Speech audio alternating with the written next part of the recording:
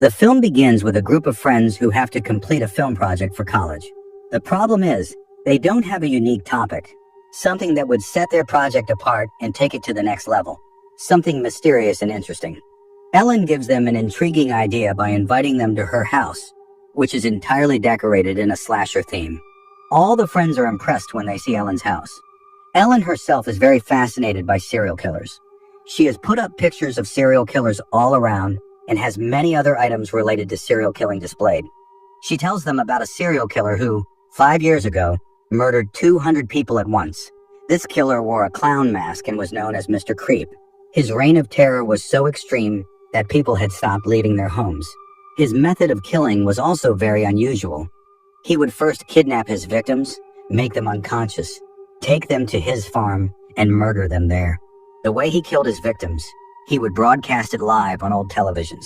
Ellen then tells them that she is part of a group that admires Mr. Creep.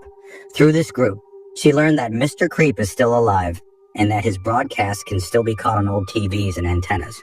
John thinks what she's saying is complete nonsense, but the others find it very intriguing. If this story were true, it would make for an incredibly interesting film topic. A guaranteed hit. They then set up an old TV and an antenna. John still believes all their efforts will be in vain, but he's shocked when the antenna actually picks up Mr. Creep's channel and a live broadcast is still running. In the broadcast, they see a creepy doll, the same kind Mr. Creep used to place near his victims. Even now, Mr. Creep is seen capturing and killing a man. The group becomes determined to find Mr. Creep. Ellen then shares some even more shocking and interesting news with them. That was the jail where Mr. Creep had been kept. One day it suddenly caught fire. All the police officers ran away from the station, and even the prisoners escaped. From that day onwards, the police station was permanently closed. But what was even more interesting was that all the files and data inside were still there. Maybe they could find Mr. Creep's file there. With that hope, they headed to the abandoned police station. Everyone was excited, except for John. John felt that all of this was wrong. When he couldn't convince anyone to back out, he decided he would wait outside the police station while the others went inside to search for Mr. Creep's file. Ellen was filming the entire police station to make a documentary. She instructed everyone to search for the files while she went upstairs to check. Some strange figure, like a shadow, seemed to be following her. She got scared for a moment, but then brushed it off as her imagination and started checking the lockups. Inside one of the lockups, she found the same creepy doll belonging to Mr. Creep, the one shown during the live broadcast. She started recording a video of it. Suddenly, she sensed someone behind her, but when she turned around, no one was there. When she turned back to look at the doll, she was shocked to find that it had disappeared. She immediately thought of leaving the lockup, but in the blink of an eye, someone appeared right in front of her. It was Mr. Creep, and he locked her inside the lockup. Ellen was terrified and began screaming in fear. Hearing her cries, her friends rushed to rescue her and asked, "Who locked you in here?" Ellen said nothing. She was just nervous. In a panic, she said, "Let's get out of here quickly." As soon as they left, we saw Mr. Creep's doll, silently watching them from behind. Outside, Ellen was shouting that they needed to get away from this place. Otherwise, he would come, and he would kill her. When Ellen got home, they asked her who was after her. Ellen told them the truth, that Mr. Creep was after her, but no one believed her. John started to think that Ellen was hallucinating because she knew Mr. Creep so well, and now she had become too obsessed with him, to the point her mind was creating hallucinations about him. They wanted to review more footage of Mr. Creep for their documentary. They tried calling Ellen too, but she was nowhere to be found. Her phone was switched off. Where did she go? She hadn't even informed anyone. Anyway, they played a tape of Mr. Creep, a recording of a police interrogation. The police asked him, "You have killed 200 people. Where are their bodies? Return their remains to their loved ones with dignity." But Mr. Creep refused. He said, "Their bodies, their souls, everything belongs to me. They will stay with me forever." The police then asked, "Why did you kill them all?" Mr. Creep replied, "I didn't kill them of my own free will. I was forced to." He said that voices echoed in his mind, commanding him to commit these acts. The police asked, "What kind of voices? Whose voices?" Mr. Creep answered, "The voice of God echoes in my mind. He tells me to kill. He tells me the names of the people to kill. Whom do I have to kill? God has challenged me to kill 200 people. After that, if I kill my son, then my family, and finally myself, I will become the new God of this world." "I have made a contract with a god." The policemen ask, "Do those voices still echo in your mind?" Mr. Creep says, "Yes, and now the name coming to my mind is Beth's." In the present, we see that Beth was extremely frightened after hearing all this, because how could Mr. Creep mentions Beth's name on a 20-year-old tape? Suddenly, the tape stops. Beth realizes her life is now in danger. She wonders where she could go for help. While going through the files, she discovers a journalist named Mary, someone who was a fan of Mr. Creep, just like Ellen. They decide to go to her house.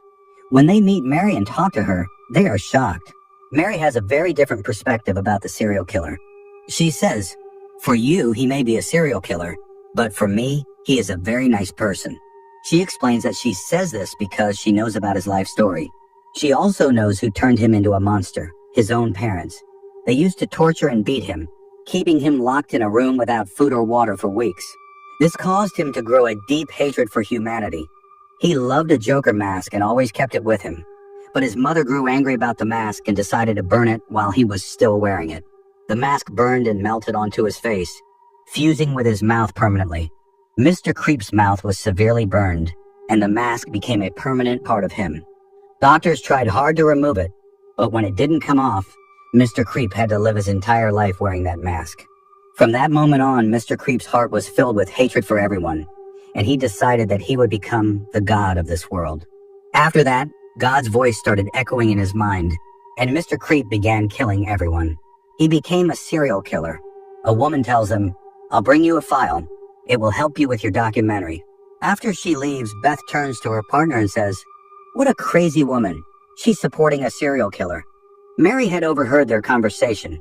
Furious, she came out and attacked them, enraged that they had spoken badly about Mr. Creep. She came armed with a knife to kill them.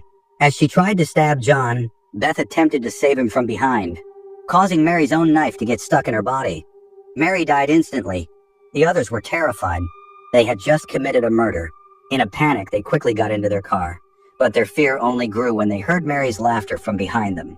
Now the sound of continuous laughter was coming from behind. It seemed as if some spirit or soul was after them. They wondered, was it Mr. Creep? To find out, they called Ellen again, because Ellen knew the most about Mr. Creep, but Ellen didn't answer their calls. When they went to her house, she wasn't there either. The scene cuts to Ellen, walking through the bushes while recording everything on camera. She was scared too, saying, "He's going to kill me. He's after me." Meanwhile, back at Ellen's house, everyone realizes that Ellen had decided to meet Mr. Creep, and he had hacked into the police system to find out where Mr. Creep's live broadcast was still coming from, and she had even gone there. Beth and her companions became scared and decided to go and save Ellen's life. John was still afraid and refused to go with them. But then we see Ellen appearing on an old TV that was there. Ellen was crying. It was the same channel where Mr. Creep's videos were being broadcast. They saw her crying and begging them to come and save her, saying, "My life is in danger." After watching this video, John also agreed to help them, meaning he was ready to help save Ellen. They started preparing to go. Beth gave one camera and one whistle to each of her 3 companions, so that even if they were far apart and there was no signal, they could still call each other by blowing the whistle. Before leaving, they had decided that if they saw Mr. Creep, they would immediately run away without worrying about anything. They then found out about Mr. Creep's hut through the system and went there. As they reached the spot, their car suddenly broke down, and we saw a shadow pulling Beth out of the car. That shadow dragged her inside the farm. Beth was crying and extremely scared. She tried to signal the others by blowing the whistle, but no sound came out. Meanwhile, John and the other companion heard the sound of a whistle coming from the other side. When they rushed there, they found no one, as they started coming back towards the car. Surprisingly, their car had also disappeared, and they were completely stranded there. They heard the sound of a whistle again from behind. As he ran toward the direction of the whistle, he didn't find Beth there either, but he did find his car. He was shocked to see how his car had gotten there. He quickly opened the door, got into the car, and saw that Mr. Creep's doll was placed inside. Seeing this, he got scared, and then a shadow appeared again. The shadow strangled him and killed him there. John's other companions and Beth found each other. He told her that John had gone out to look for her, and now he had disappeared. They both decided to stick together and find both Ellen and John. They arrived at the hut from where Mr. Creep's videos were broadcast. Unaware, they felt as if a shadow had appeared behind them. Before the shadow could kill them, they saw Ellen there. She was holding Mr. Creep's doll and was behaving as if she was possessed or under someone's control. She quickly turned around and looked at Beth. Then it was shown that a shadow killed Beth's other companion too, and Beth fell unconscious. When she regained consciousness, she found herself locked in a coffin along with her dead partner. Terrified, she pulled herself out of the coffin and started running. While running, she reached a cemetery filled with graves. She realized it must be Mr. Creep's graveyard, where he buried all his victims. To save herself, she ran as fast as she could, and her own car came in front of them. She took a breath of peace, and as soon as she opened the car door, Mr. Creep came out from inside, caught her, and killed her right then and there. Mr. Creep had now finished off all four of them. In the post-credits scene of the movie, Mr. Creep's show is shown again, where Mr. Creep is sitting with the dead bodies of these four friends in front of him with this, "The movie ends here. Let me know your thoughts in the comments section."